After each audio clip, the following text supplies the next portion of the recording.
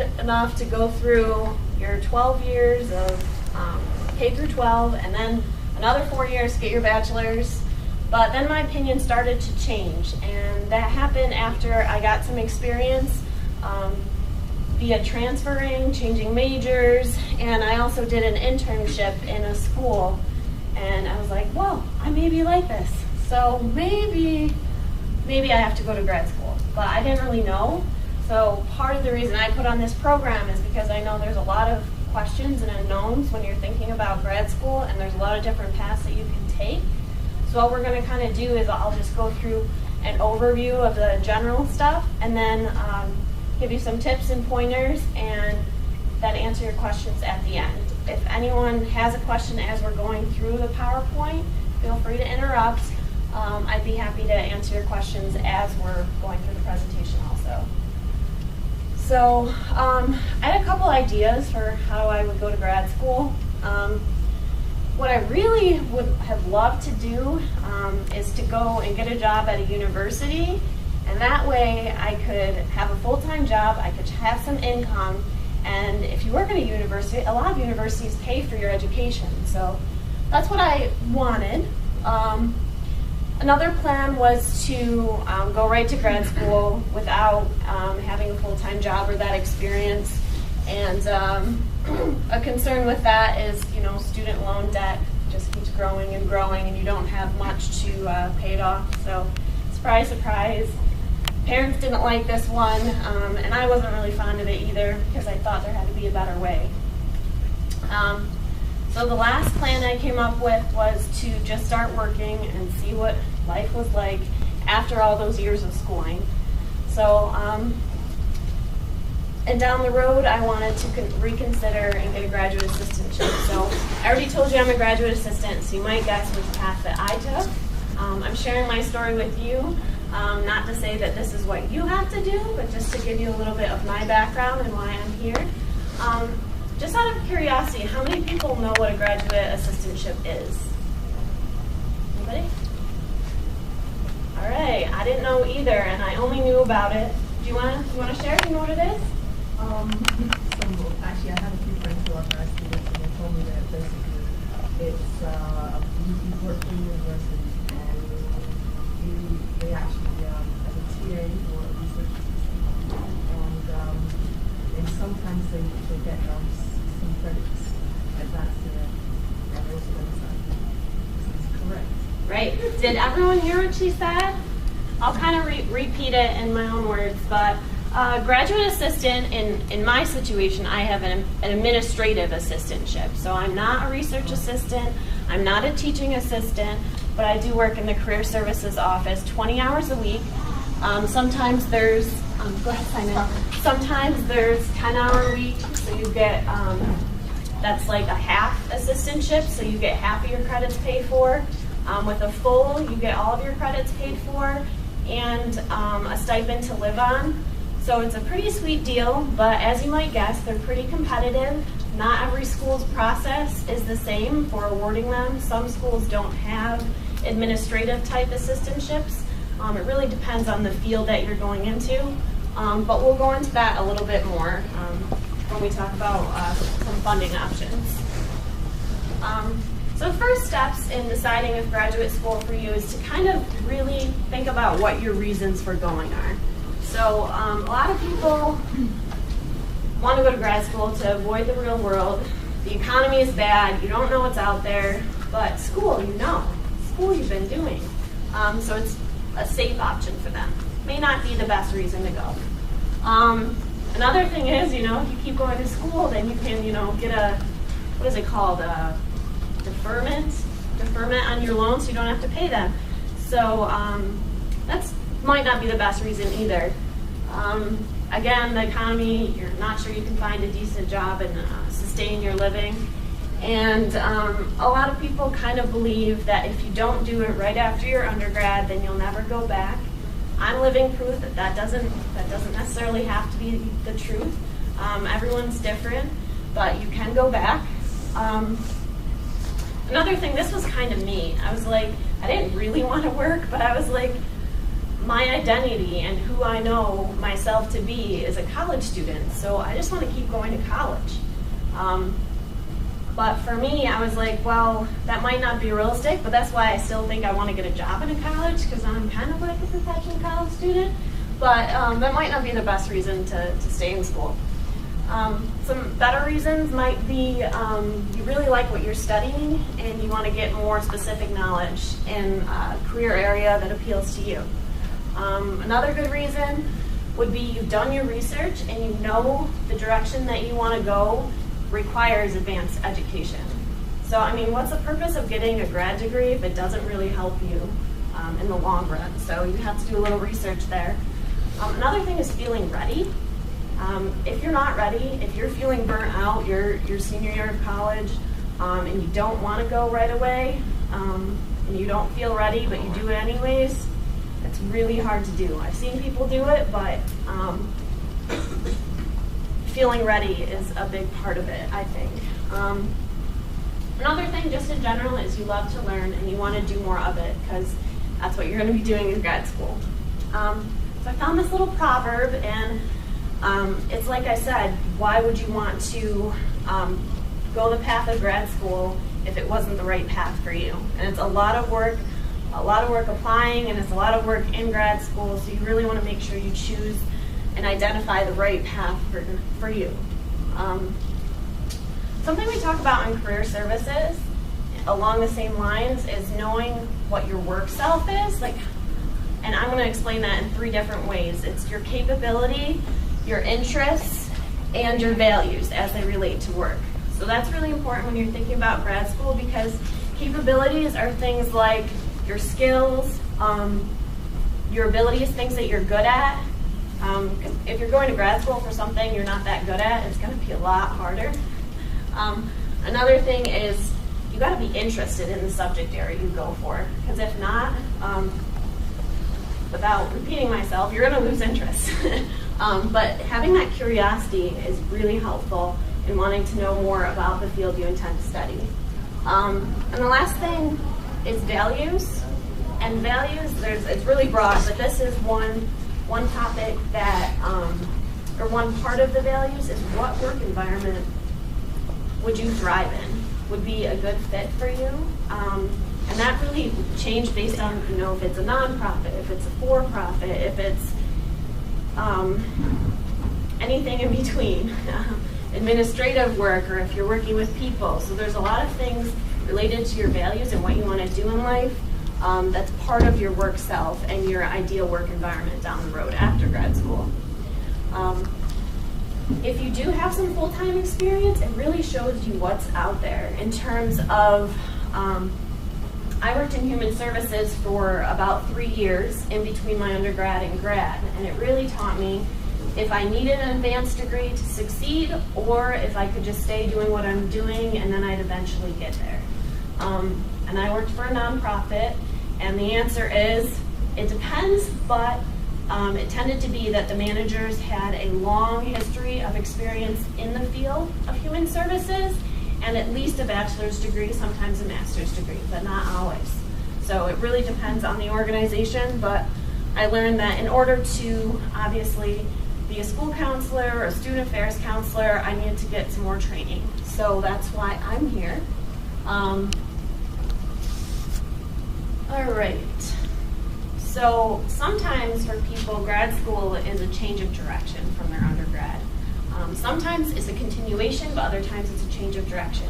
So questions to ask yourself in identifying some of this is, if you like what you're studying, can you see yourself in the future in that particular area? And if you're not sure, I know for me it's hard to envision the future, but who could you talk to? How could you get that information of, well, maybe this is something I could do? Any ideas of how you might identify that for yourself?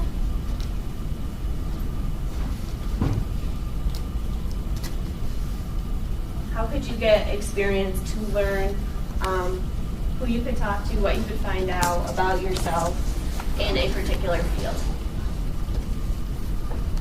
Someone who's in that field? Someone that's in that field, yep, good answer. And for me personally, it was one time working as a temp with some systems analyst, and because of that, that's why I was doing that. Talking to people in the field, talking to your professors, networking, it's really important when you're thinking about your future. So again, I said it could be a change of direction, so if your interests have changed over time, how so? And like I said, it could be a new direction or continuation. And then there's these things called roadblocks, obstacles that are going to be in your way of getting that degree. There's a lot of different things that factor into choosing a grad school. So I'm not sure if everyone can read the little ladders, but all the guys have different things to say, is to know the jobs that would be right for you, the education and salary requirements that you set for yourself, and what steps that you need to take to get there. So like I shared in my story, is like, do you want to gain experience first or education first, or a combination of both? So there's just a lot of options to explore, and you really got to think about what would be right for you. Another thing is talking about your career options with other people. So here's some ideas of people that you can talk to about, because if you just think about grad school in your head, not much is really going to happen. Talking to close friends, families, mentors, professors, advisors, whoever you have in your life who believes in you and knows your capacity to succeed, get their buy-in. Hear what they have to say about your ideas. And again, a lot of things influence this decision, and here's just some examples. What does your family think about grad school? Where do you want to go to grad school? How much money do you have to put into this? Time. What about the school and its prestige and its rank? How important is that to you? So there's a lot to think about. So I'm thinking in this room there might be people that are, I'm absolutely definitely going to grad school, people that might be on the fence, not sure, and there might be some who really don't want to go to grad school, but maybe somebody else wants them to go to grad school, but they're here anyways. So just by a show of hands, I kind of wanted to get a take of how many people are like absolutely grad school. I know I'm going to do this. That's what I thought, most people. And then people that are somewhere in the middle. Do we have any no ways? All right. Thanks for being brave. All right, so the first step that we say a lot of times in career services is to do your research. So here's a few ways that you should go about doing that if you decide, even if you're on the fence and thinking about it, is finding the grad programs in your area of interest and select some target schools. So at the end of this presentation, I'm going to give you a list of resources on how to identify these target schools for you. And they're, the PowerPoint, since everyone's swiped in, right? Yes. I see a couple nods, so hopefully that means everyone's swiped in. So I'll have your emails on file, and I can send this PowerPoint out so you can have the resources at the end of it, and anything in the middle, I don't mind doing that. Another reason I had it here in the library and that I collaborated with these two library personnel is that because the library is a great source of information, and they actually brought in some stuff to show you, and Mary's going to talk about that in the end, how you can use your library to help you in your search. And accreditation. Accreditation is huge now, but accreditation varies based on what field you're going for. So my advice would be to talk to your professors in the intended area of grad school and ask them what the certifying body is. And so when you're looking up those schools, you know that they're accredited based on, for my program, the accrediting board is called KCREP, but that's only for counseling and related programs. That's the end part of my program. But also informational interviews, talk with grad offices, ask them about their accreditation. If you're considering an online program, there's special accreditation for online programs. So I'm going to have a little more information on accreditation at the end, but Does anybody have any questions now before we continue about that? All right. So, not that it's an easy step-by-step process. I didn't go to grad school.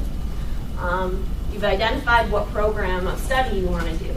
And sometimes similar programs of study have different names, so you kind of got to do your research on that too. But you've identified some programs that are of interest to you. You've done your research on those things. I suggested you do your research. You've picked some top graduate programs that you really want to apply for. We recommend that you don't just apply for, say, Ivy Leagues. You might want to include some other ones that you know you'll get in. I'll be honest with you, I only ended up applying to 3 schools because it's a lot of time and energy. So there's not like a certain number that we recommend. It's more what you can afford and having some that you're pretty sure you'll get into, and maybe one that's more of a reach school. The next step is probably being a little organized in your search. This is probably the hardest part for me because it's not a strength of mine to be super organized, but for all those out there that know spreadsheets and can really keep track of their stuff, by all means, use whatever organizational tools that you have to organize deadlines, letters. There's a lot that needs to be organized. So the first things first is those pesky little graduate exams. My colleague Christina over here just took the GRE. It's a really fun experience. I took it a couple years ago, and by fun I mean it's pretty stressful. Takes preparation, and it's really hard. I couldn't fathom doing that when I was a student also, especially if you're that quantitative part. If you're not a math student, for me that was the hard part. So I'm going to give you here the websites for both of these. GMAT is for management and business type positions or graduate schools, and so there are different websites. You can read up on them. Their process is similar but not the same. You do have to register online for both. For me, I scheduled my GRE by phone, but the GMAT you schedule online when you sign up. The next part's the money. Just to apply to 4 schools for your GRE is $175. It's $250 for 5 schools for the GMAT. So any school above that, you have to pay more. Both tests are computerized. You get your results, I think by email within a pretty short time frame. And then, pop quiz. I put an example on here just so you can see. It's pretty similar, the GRE, to the SAT. I think I called it the SAT on crack. But I'll give you a sample verbal question just so you know the types of things they'll be expecting of you. The type of question I did here is a sentence completion. So I'll give you guys a second to read this, and then I'll give you the answers. And you tell me which one it is.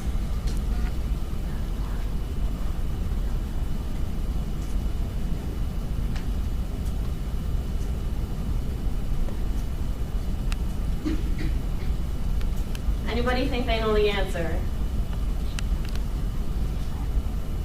All right, how many A's? How many people think it's A? B? C?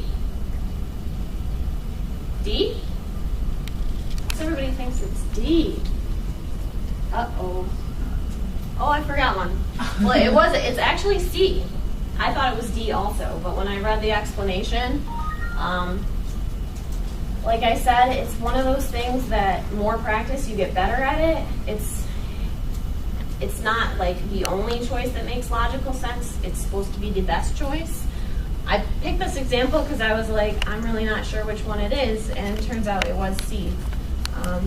So maybe we'll do better on the math one. So this one is a quantitative comparison question, and it gives you a pretty simple formula. You can handle that, right?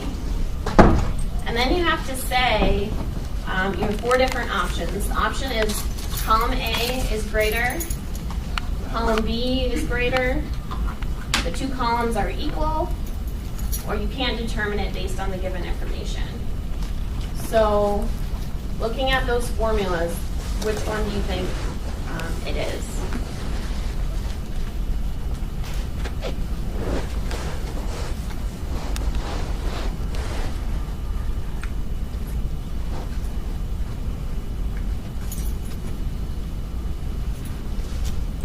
Anybody a math person here knows it?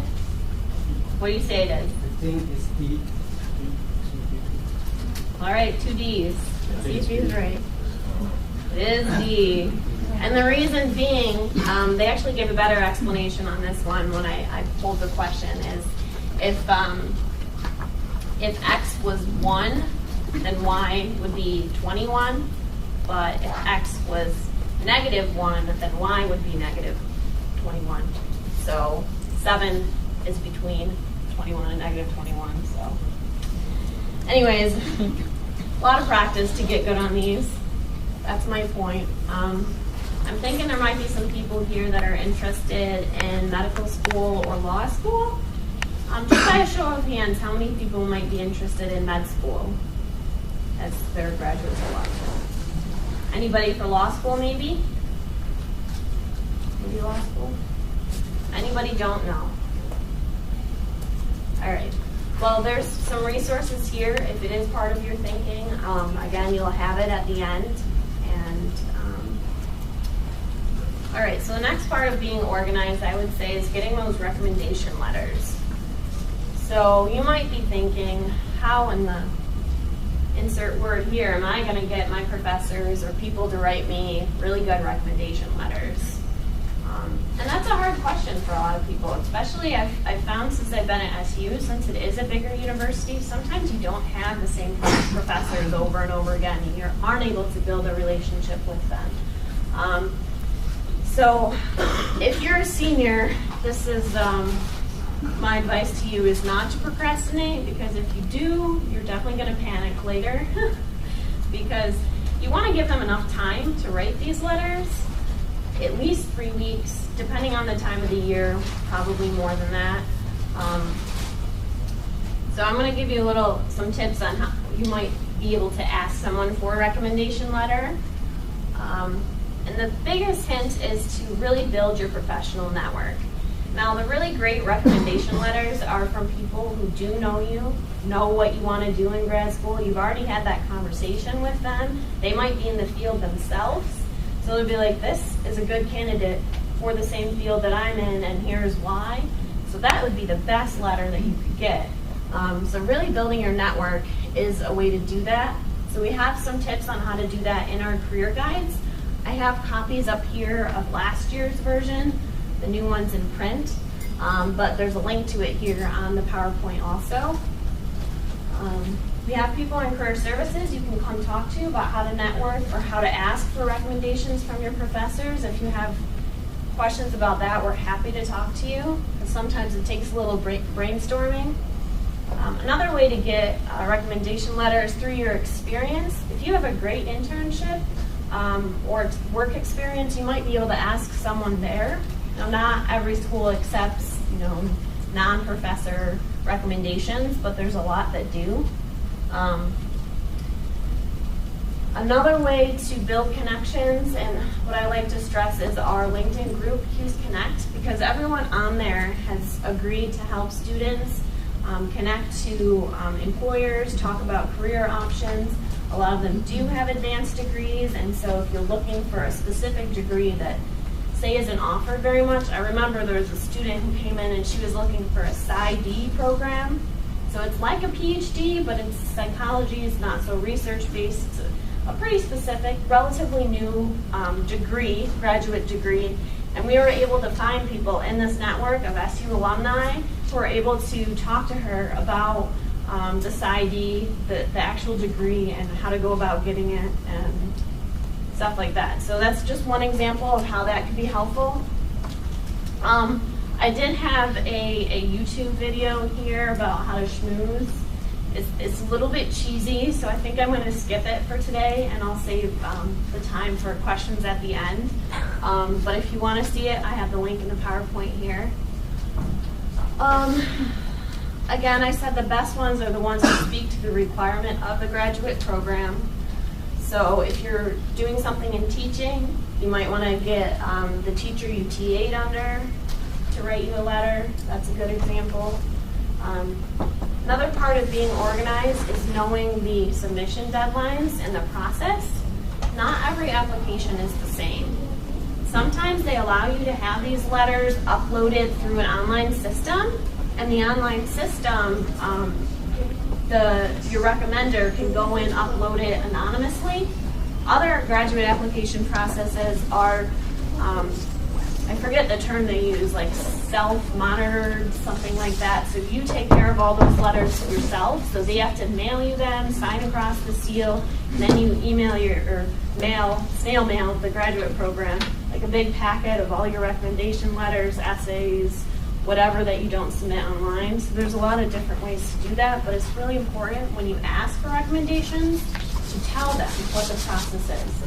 So when you need it by, if they're doing it online, or if they're mailing it back to you, it's kind of nice to give them the envelope with the stamp on it, and follow up with a thank you, almost like you would an employer after an interview.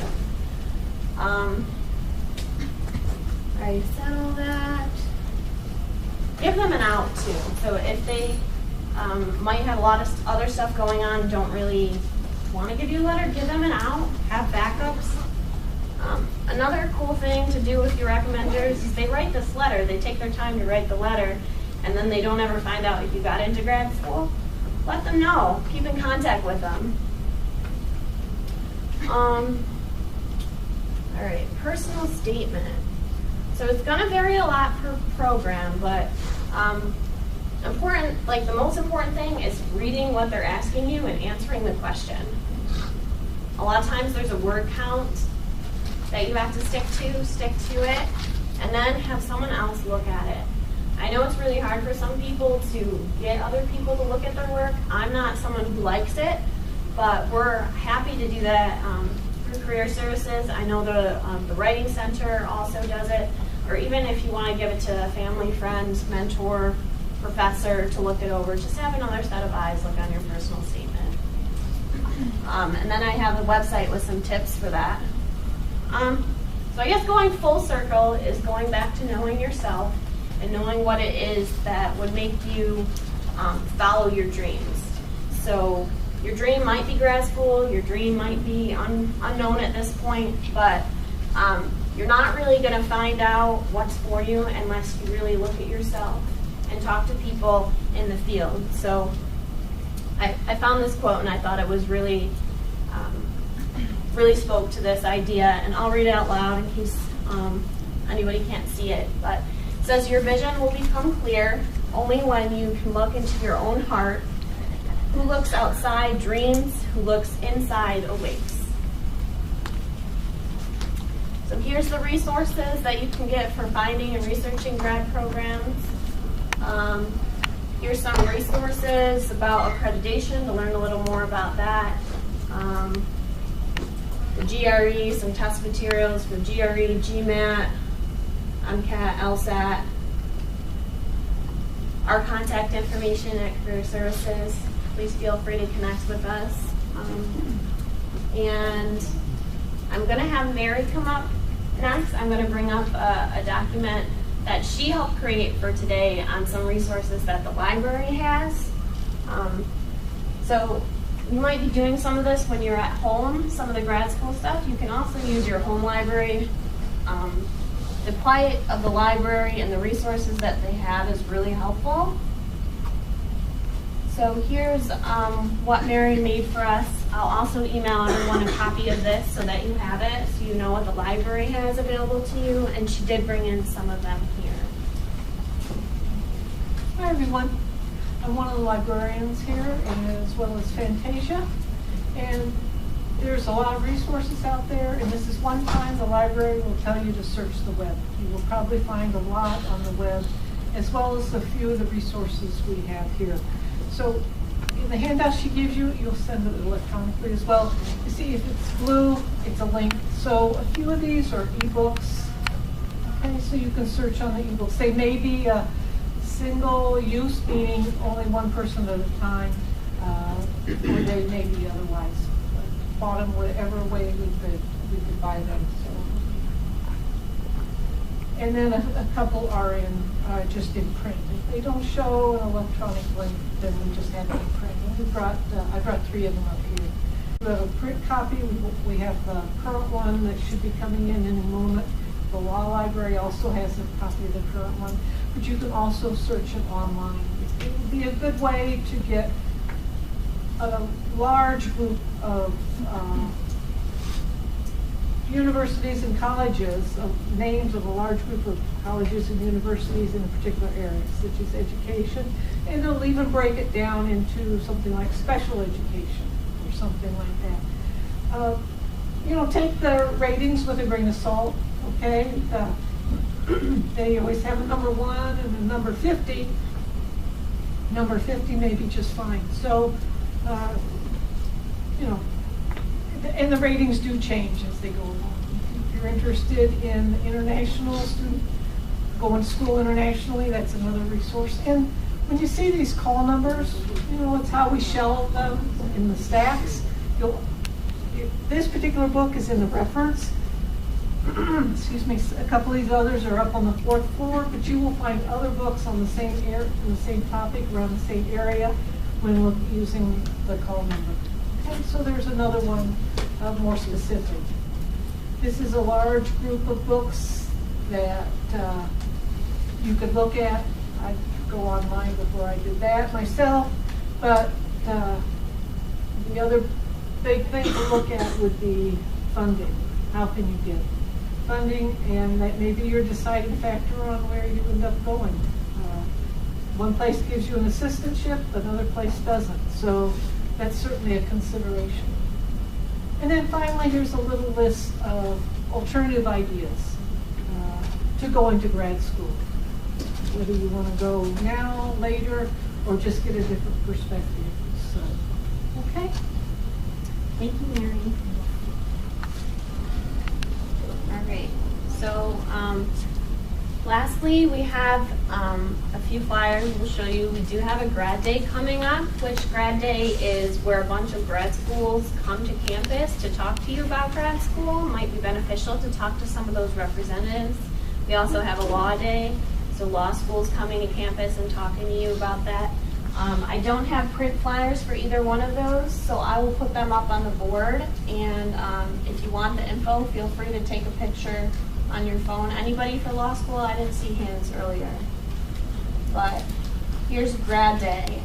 And you'll be able to see what employers we have coming if you log into OrangeLink, or not employers. See, I'm used to having employers.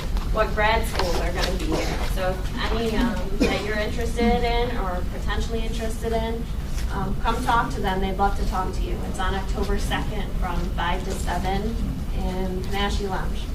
To take anything on your way out. Only one question that we have is, are there income-based fee waivers for applications and or the GRE? That is a great question.